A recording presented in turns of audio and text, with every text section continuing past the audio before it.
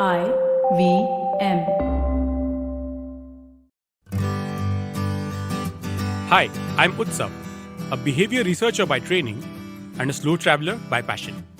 Postcards from Nowhere is a travel podcast where I condense a decade of travel experiences and explore not just the where, but also the why and how to travel.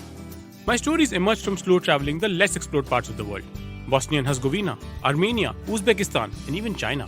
At the end of each story, I give practical tips and new ideas about how to travel better. This week, in the 7th episode of the series, The Great Migration, we crisscross South Asia from Karnataka and Andhra in India to Karachi in Pakistan to trace the story of a community that originated nowhere near South Asia. Uncover the unlikely connection between limes, Benazir Bhutto, and what they can teach us about India's pluralistic heritage. In October 2021, a Kannada language film Salaga released across Karnataka and ran for 50 days at the box office. The film is an action thriller where a young man gets pulled into the underworld and it takes an honest cop to rescue him. While the film's storyline was not remarkable, there was a song which stood out. Composed by Charan Raj, this 3-minute song has a mix of Kannada, Hindi, and some words which are hard to follow. It goes by the title of Tininga Mininga Tisha. It's a folk song which has been sung by a trained Hindustani classical singer. However, she is just not any Hindustani classical singer. She's actually the first from her entire community to be singing for a film. In Hyderabad, especially amongst the Muslims, there is a very popular form of music which would sound very different from the song Tininga Mininga Tisha. The performers of this genre are so popular that they are invited by NRIs in the Middle Eastern countries to perform during weddings. Surprisingly, this form has no strings or wind instruments, only drums. The art form came to India in the 18th century and even today enjoys state patronage. Every Independence Day, musicians are invited to play at the Golconda Fort. In 1987, across the border in Pakistan, the Pakistan's People Party launched an anthem, Dila Tir Bija. It became the anthem for Benazir Bhutto to rally her support base. After 11 years, the People's Party returned to power by winning the 1988 general election, with Benazir Bhutto becoming the first female head of government in the Muslim world. The song was sung by a Balochi singer, Shabana Noshi. Interestingly, in one of his very forgettable films, Indrajit, Amitabh Bachchan along with Jaya Prada are featured in a song, Main Na Jhoot Bolu, where the music sounds eerily similar to Dila Tir Bija. And surprisingly, the composer was the famed R.D. Burman. What connects the song Tininga Mininga Tisha, the drums-only music from Hyderabad and the anthem of the Pakistan People's Party, has actually nothing to do with India or Pakistan or even South Asia. The connect lies 4,000 kilometers away from the Indian subcontinent, in Ethiopia, Africa.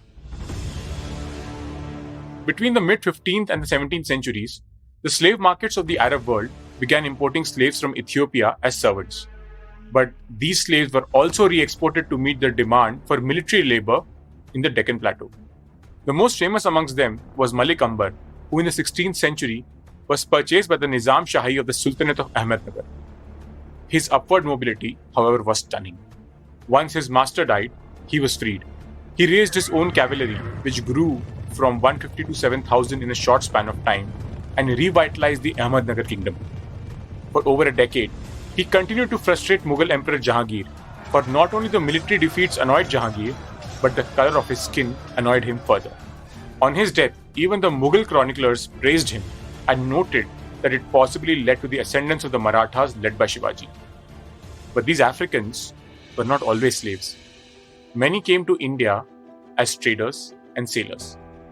For example, they first came to Janjira, a coastal town in Maharashtra, as traders in the 15th century, and from 1621 until the merger of all princely states into the Indian Union in March 1948, Janjira was ruled by the African family dynasty.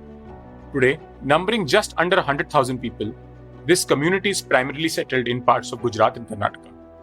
They are known as the Siddis. The song Tininga Mininga Tisha is sung by Girija Siddhi. The drum-only music genre from Hyderabad is known as Marfa, which was introduced by the East African Siddhi community in the 18th century. And the song on which Benazir Bhutto rose to power, Dila Tir Bija, is in the musical style of the Siddis with black African style rhythm and drums. Outside of India, the largest population of Siddis live in Karachi. If you listen to the last episode on Sindhis, crocodiles and Abida Parveen, you would hear a reference to Mango Peer, a sacred site for both Hindus and Muslims. But what I did not tell you then is that Mango Peer is inhabited mostly by the Siddhi community. Every year, they celebrate the Siddhi Mela. People make their mannats or pledges at the shrine of Peer Mango through offering fresh meat to the crocodiles. The march towards the crocodile pond begins with the elder women singing on the African drumbeat in a language that no one else can understand. The Siddhis say it's a mixture of a Swahili dialect and a local language. They believe that the creature does not harm the saint's followers, and because of this, they bury crocodiles with equal respect and formalities as they would give a human being. There is a place reserved for burying dead crocodiles near the shrine. But there is yet another aspect of Siddhis which is little known to most of us. And for that, we will need to travel to Sri Lanka. In the 16th century, the Portuguese were fighting the Sinhala kings, and much like the Deccan Sultans, they brought slaves from southeastern Africa to work as soldiers and laborers. Meanwhile, on the coast of southeastern Africa, the locals lost power to invading Muslim kings, and the kings called the non-Muslim Africans with a very specific name which exists even today, Kafir or the infidel. The name got carried over to a much loved ingredient in Southeast Asian food. If you have traveled to Thailand and Indonesia and sampled tom yum soup, you have tasted this ingredient. The floral pungency of the soup comes from the Kafir line. The name Kafir got appended because it came to be attached to foods coming in from Buddhist Southeast Asia. Today, the Siddhis are a socially and economically marginalized community. They have a history in India ranging over 600 years and have culturally assimilated in their homelands. Even among the Siddhis of Pakistan, most of whom reside in Sindh, see Sindh as their homeland and, historically, famously fought the British. The Sindhi military commander Hosh Muhammad Siddhi gave the community a slogan that reverberated throughout the region. Marve soon par Sindh na desun. I will rather die than surrender Sindh. Their cultural assimilation holds lessons for us in India. In Totilgundi, a hamlet in the northern part of Karnataka, there is a curious case of how Sindhis practice religion. They have synthesized a lifestyle that blends the beliefs of three major religions: Christianity, Islam, and Hinduism. They celebrate Eid, Christmas, and Shravan Puja with equal fervor. Days of the week are assigned for each of these places of worship. For instance, Mondays and Thursdays are dedicated to the worship at the Kariyamanna Gudi, the Hindu temple. One can enter the church wearing shoes, but not the temple or mosque. But technically, the entire village is considered as Catholic. A person could visit a mosque, a temple, and a church on the same day and feel nothing odd about it. In a world that is increasingly becoming nativist, a fast-dwindling community of African descent practices three religions simultaneously, none of which were native to their ancestors. Across the series of episodes on migration, I find it hard to find any other example of such an assimilation. Maybe it will take an African community to remind us of our plural heritage. After all, Ethiopia is where humankind began, and maybe they will show us the way.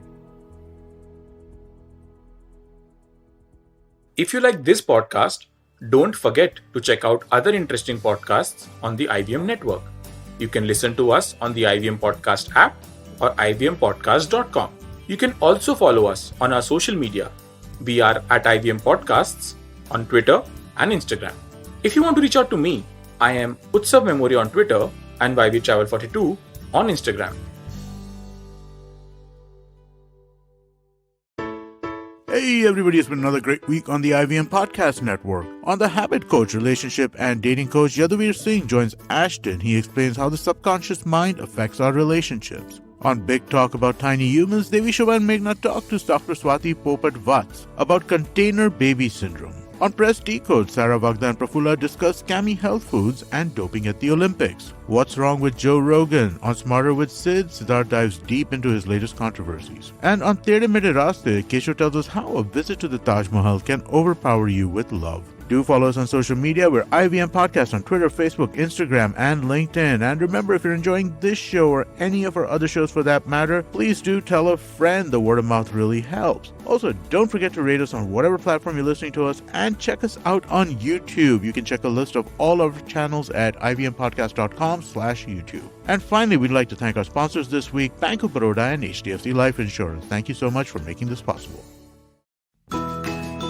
We face 100 dilemmas every day while raising our children and nurturing our families. Why not let science help us make informed decisions to solve our dilemmas? Hi, I'm Devi Shobha. And I'm Meghna. We host Big Talk About Tiny Humans, where we will help you unpack challenges around parenting and your child's development.